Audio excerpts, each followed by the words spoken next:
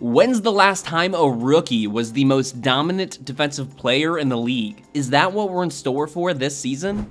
Victor Wembanyama is a problem for every team in the NBA. Wemby's first game was a little disappointing, getting into foul trouble and only playing 23 minutes. He showed flashes of his potential and his will to win, scoring 9 of his 15 points in the fourth quarter. 15 points, 6 of 9 shooting, 2 assists. The exact same stat line that Tim Duncan had in his debut. Wemby is in good company. San Antonio, Wemby, the deep catch, the turn, and the flush, plus the foul. But in game 2, he proved why he's the most hyped rookie since LeBron James. He dropped 21 and 12, adding 3 blocks and a ridiculous alley-oop that he basically stole from his teammate. His big night was filled with highlights, but none bigger than the game-tying bucket to send the Spurs to overtime. Wemby and San Antonio eventually stuck it out against the Rockets. Out to the corner. There you go. Wembanyama, little stop. Offensively, he's already head and shoulders above his competition. Literally. Wemby is 7'4" with an 8-foot wingspan, but he's got the skills of the best guards in the league. That combination makes him impossible to guard. He can go from the 3-point line to the hole in 2 steps, while still being able to protect the ball from any defenders. Have you ever seen someone do this? First off, the fact that someone almost the size of Yao Ming is initiating the offense is incredible. The skill it takes to be a good ball handler at that height is an insane level of talent. He's tall enough to see over his defenders, the same advantage Nikola Jokic has. He's got the passing gene and the handles to back it up. Then to start an alley-oop while he still has a foot on the 3-point line, and then finish it with ease? The NBA is in trouble. It's impossible to stop a scoop shot when your arms are that long. His insane mixture of coordination and length make him a matchup nightmare on the fast break. And more than that, dude has range. How can you close out on a 7'4" shooter at the top of the key? A defender has a split second to decide whether to defend his drive or his long ball. If you make the wrong call, there's no possible way to close out in time. He's just too tall. Seriously, when's the last time you saw a man that size do this? Some big guys don't look like big guys. They play like stretched out shooting guards. Kevin Durant is the obvious first thought, but imagine an even taller, longer Durant. Wemby doesn't have the same skill level as KD, but can he get there? At the very least, he's got KD's signature step back jumper. The footwork is perfect. With legs that long, can you imagine having the coordination to not trip over yourself? That all being said, Wemby still does basic center duties. He might not be the strongest man on the block, but his plastic man arms can grab any rebound for a quick putback. Wemby's preseason stats speak for themselves. Almost 20 points per game in only 21 minutes. So his per 36 stats: 33 points, 8 rebounds, 3 assists, 3 threes, and 4.7 blocks. That last one is the staggering part. He averaged 3 blocks a game last year in Paris, playing 32 minutes a game. Sure, it's only been 4 games this preseason, but is he getting better? And when you break it down, you see that his defensive prowess is so much more than just swatting shots. Wemby's defensive dominance. Smaller guys, like the Heat's Highsmith here, think they can get a favorable matchup with Wemby on the top of the key. He's a long, tall center. He can't guard against quicker guards, right? Wrong. You can't get around his reach, and his feet are quick enough to keep him in front of his man. But most importantly, he'll bait you into taking a shot. Wemby is so quick off his feet, he can lay low for a second and watch his man put up a short-range jumper. Then he springs into action, easily swatting away the shot, like a kid playing one-on-one against his dad. Wemby's sheer length makes him a force defensively. On this play against OKC, he got burned with a dribble move, but was still able to make up ground and protect the rim. His instincts and basketball IQ keep him from ever getting burned too badly. But even when he does, his second effort is a force to be reckoned with. At some point, players just stop trying to contest him. Wemby can defend an alley-oop, get back down, and defend the dump-off. A lot of players in NBA history are great shot blockers, but not necessarily great defensive players. Hassan Whiteside, for example, was one of the best shot blockers in the league for a few years.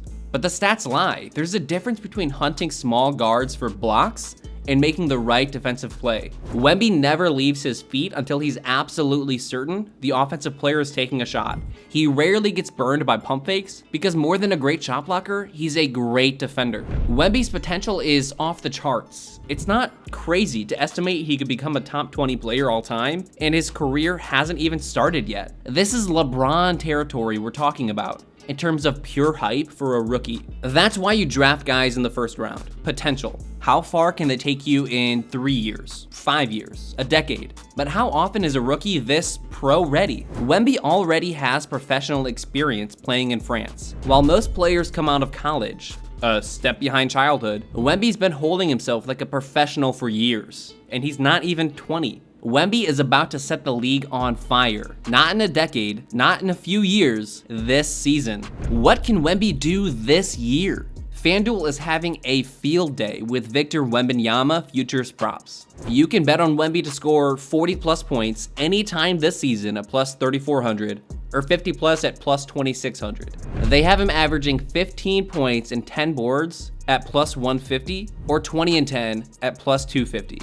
You can bet on him to average 20 points and 3 blocks at just plus 550. 3 blocks per game by a rookie? Does that ever happen? Well, if Wemby can do it, you'll be the first one in 3 decades. Only 6 players have ever blocked 3 shots per game as a rookie. Mutombo, Mark Eaton, Alonzo Mourning, Shaq, David Robinson, and Manute Ball. All guys in the top 20 career blocks list. The most blocks per game by a rookie this century came in 2019, when Mitchell Robinson swatted 2.4 shots per game, though Walker Kessler's 2.3 per game gave him a run for his money last year. Do you think Wemby can crack 3 blocks per game this season? Let us know in the comments. If he does, he has a good shot at the season-long blocks title. Of the last 10 blocks per game leaders, 7 were at less than 3 per game. Jaren Jackson Jr. was the leader this season, 189 over 63 games, exactly 3 per game. So Wemby might end up leading the league in blocks as a rookie. Has a rookie ever led the league in blocks? Only one time, way back in 1986. Manute Ball with 5.0. That record might be unbreakable. Wemby might be a unicorn, but Manute was something else entirely. But it's completely possible that Wemby could go for 20 and 10 and 3 blocks per game as a rookie. Something only done by Robinson, Shaq, and Mourning in their first seasons. That's rarefied air, but it gets crazier. No player, rookie or vet, has done it since Shaq in 2000. Hakeem averaged those stats for his entire career, but let's not get ahead of ourselves. Obviously, this is all projecting. Players usually take at least half a season to catch up to the speed of the NBA, and blocks are just harder to earn than they were in the 90s. It's pretty clear that Wemby will have a great career, but a record-setting season might be too much to ask for. With that being said, it's perfectly believable, which is already a feat in itself. Do you think Wemby will break a couple of rookie records this season? Or do you think he's too good to be true? The truth about Wemby. In NBA history, very few players have been able to succeed with a frame like Victor Wembanyama's. Manute Ball was even taller and skinnier than Wemby, and he only lasted 7 years before his body started breaking down. Ralph Sampson was the lost sure thing of the 1980s, the Wemby of 1983, but his thin frame kept him from ever living up to that potential. Really, the only player who's been able to have a long, full career with this body type has been Kevin Durant, though we started to see the effects of his body type after age 30. Running up and down a court 82 times a season puts a heavy toll on a player's knees. When they're that tall, it puts a lot of pressure on a few small joints. Bigger, thicker centers, like Shaq and Hakeem, were able to enjoy long careers because despite carrying more weight, they had more muscle definition to protect their legs and increase their longevity. Even Kareem stood a better chance than Wemby. He was skinny, but not Wemby skinny. If Victor Wembanyama doesn't live up to his potential, it will be because of one thing: injuries. Sure, he might get pushed around on the block, but his skill and length will more than make up for it, especially in today's NBA. His 3-point percentages are still a little lower than you'd want for a guy with that type of volume, but he's smart enough to either improve or take fewer threes. The Spurs are going to protect Wemby from himself, keeping him on ice if they're not competitive. They cannot risk him getting injured. How often does a generational talent fall into a team's lap? Though, with the Spurs track record, they might not have to wait long. Experts expect Wemby to get short minutes this season while the team builds around him.